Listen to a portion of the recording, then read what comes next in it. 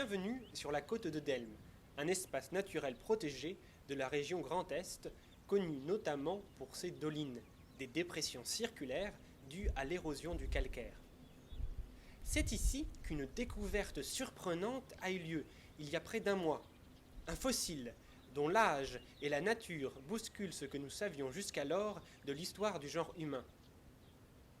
Voici Monsieur Gidé, chercheur en paléodelmogéologie, qui est le premier à avoir pu analyser cet étrange fossile.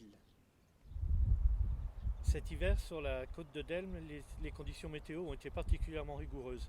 Comme vous pouvez le voir, il y a un gros caillou, un gros bloc qui s'est détaché de la paroi ici sur la carrière et qui a dévoilé des fossiles qui remettent en cause tout ce qu'on pensait savoir sur l'origine des êtres humains. En fait, je tiens dans ma main un petit fossile qui a été dévoilé par la chute de ce caillou. C'est un morceau de colonne vertébrale. Mais ce qui est encore plus extraordinaire, c'est qu'on a retrouvé le crâne qui allait avec, et qui était indubitablement un crâne humain, de seulement 1,43 cm. On a pu procéder à une datation par la méthode de l'uranium-plomb des différents fossiles trouvés ici. Et les résultats ont été absolument incroyables. Ces fossiles datent de 68 millions d'années, c'est-à-dire du Jurassique moyen. On savait qu'à cette époque-là, la côte de Delme était une île de corail entourée d'eau.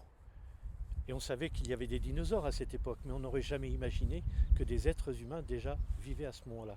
Certes miniatures, mais des êtres humains parfaitement proportionnés.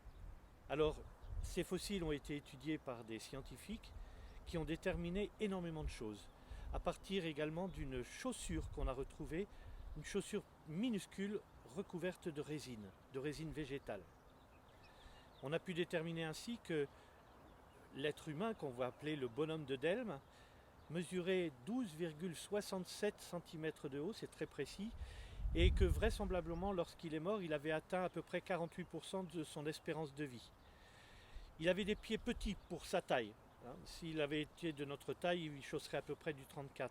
Mais pour compenser cette petite taille, il portait sans doute des sortes d'échasses qui lui permettaient de se déplacer sans problème dans des lieux marécageux, etc.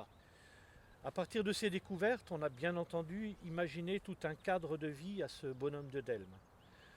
On pense qu'il pouvait être équipé de tout un habillement qui lui permettait à la fois de se fondre dans son environnement et puis éventuellement de se défendre face à des prédateurs, face à des agresseurs.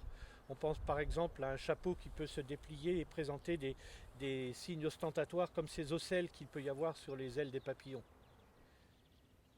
Quoi qu'il en soit, il y a encore beaucoup de choses à découvrir sur ce petit bonhomme, sur ce bonhomme de Delme.